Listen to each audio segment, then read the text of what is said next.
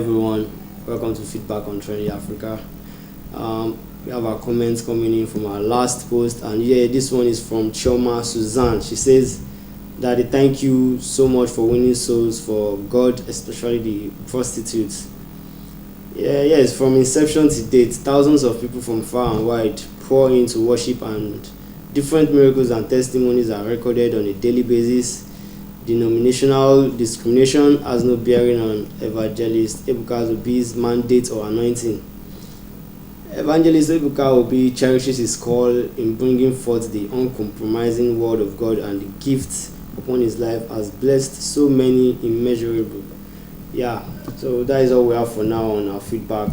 Please subscribe to our channel. Don't forget to do that, and see you next time. Bye for now.